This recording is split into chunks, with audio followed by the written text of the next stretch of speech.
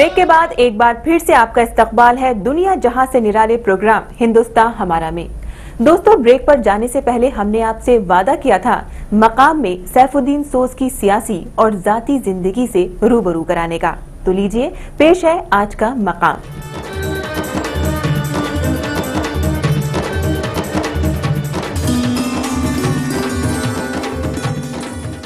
पलके झपका के देखती हैं शमाएं और फानूस गुनगुनाते हैं। मैंने मुंदरों की तरह कानों में तेरी आवाज पहन रखी है। ये आवाज है मुल्क के एक जाने माने social activist, educationist, economist, writer, political activist और साबिक मरकजी वजीर जनाब सैफुद्दीन सोज की। सोज साहब की पैदाइश जम्मू कश्मीर के बारामूला जिले में हुई थी। जन्नत कहे जाने वाले कश्मीर की वादियों में ही सैफुद्दीन सोज की किलकारियां गूंजी और यहीं की आबो हवा में उन्होंने शुरुआती तालीम भी हासिल की। कश्मीर के एक छोटे शहर सोपोर में पैदा हुआ, लेकिन मेरा बचपन जो है सारा बचपन बारामूला, खानपुरा बारामूला में गुजरा। बारामूला में ही सेंट जोसेफ हाई स्कूल में पढ़ा। बचपन से ही सोज साहब की जिंदगी में मुश्किलों के पहाड़ टूटते रहे। छोटी सी उम्र में ही उनके वालिद का हाथ उनके सिर से उठ गया। सोज साहब की मां ने अनोखे जज्बे के साथ उनकी परवरिश की। बाली उम्र में ही उन्हें सिखाया गया कि कैसे हालात से लड़ा जाता है, गुर्बत और मुफलिसी से जंग जीती जाती है। मेरे वालिद का इंतकाल मेरे छुटपने में हुआ। तो मान लीजिए मैं चौथी जमात का तालिब इल्म था, इसलिए मेरा ताल्लुक ज्यादा मेरी वालिदा साहिबा से हुआ। घर के माली हालात जब बद से बदतर होते गए तो सोज साहब को तालीम के लिए अपने मामू के घर भेज दिया गया। सोज साहब के मामू ने इस मुश्किल घड़ी में उनका और उनकी फैमिली का पूरा साथ दिया। मामू के साथ मेरी वालिदा को अपने भाइयों के साथ रहना पड़ा, तो इसलिए मेरी इब्तिदाई तालीम का इंतजाम मेरे मामू ने किया। उन्होंने आला तालीम जम्मू कश्मीर में ही हासिल की। उनका इंजीनियरिंग में दाखिला हो गया, लेकिन घर के बिगड़ते माली हालात की वजह से उन्हें अपने इंजीनियर बनने का ख्वाब बीच में ही छोड़ देना पड़ा। उन्होंने हालातों के आगे अपने घुटने नहीं टेके। उन्होंने बच्चों को ट्यूशन पढ़ाकर अपनी आगे की तालीम पूरी की। अल्लाह का फजल है कि मैंने खुद कफालत का बोझ खुद संभाल लिया आगे चलकर। मसलन मैंने कहा कि मैं श्री प्रताप कॉलेज में इंजीनियरिंग का कोर्स शुरू किया, लेकिन एक बरस के बाद मैंने देखा कि मेरे घर से अखराजात पूरे नहीं हो सकते, तो मैं टीचर हो गया। इकोनॉमिक्स में एमए करने के बाद वो प्रोफेसर हो गए। उन्हें पॉलिटिक्स पसंद तो थी, लेकिन कभी सोचा नहीं था कि सियासत में भी आएंगे। एक पंडित के जरिए कही गई बात आज भी उन्हें याद है। एक दफा ये हुआ कि एक नजूमी श्रीनगर में आई, आचार्य कुसुम उनका नाम था, वो चंडीगढ़ से थी। तो बड़ी चर्चा थी अखबारों में, तो मैं भी गया। तो मैंने जब उनको हाथ दिखाया, उन्होंने कहा कि आप क्यों सरकार की नौकरी में है, आपको तो सियासत में होना चाहिए और आप पाए पाए इंतखाबात जीतेंगे। तो मुझे बड़ा अचंभा हो गया, ये तो वामो गुमा भी नहीं था।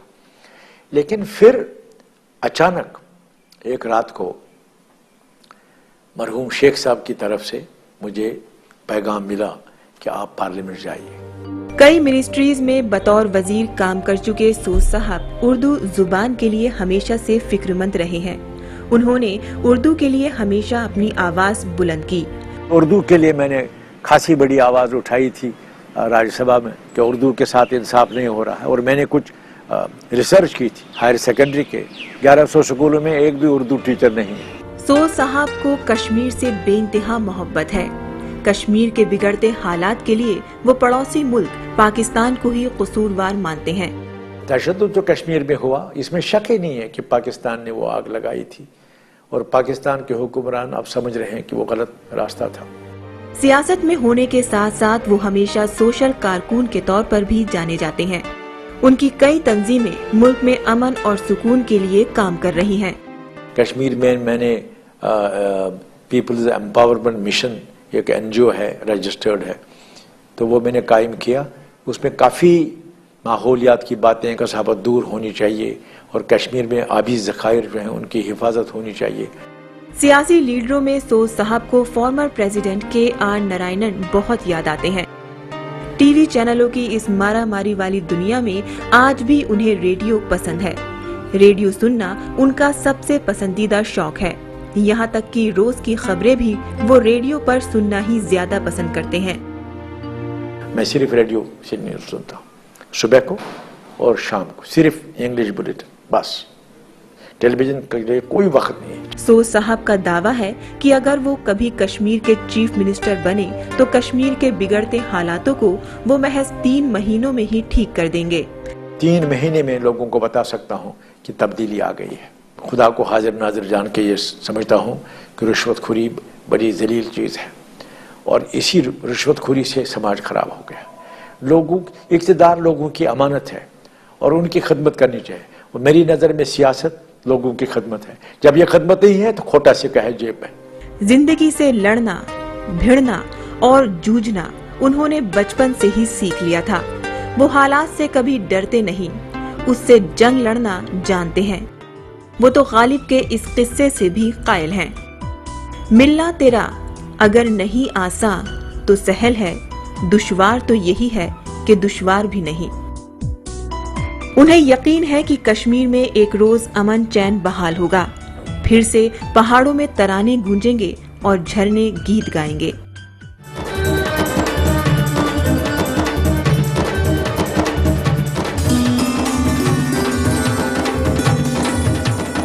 जब जब पतझड़ में पेड़ों से पीले पीले पत्ते मेरे लॉन में आकर गिरते हैं, रात में छत पर जाके आसमां को तकता रहता हूं।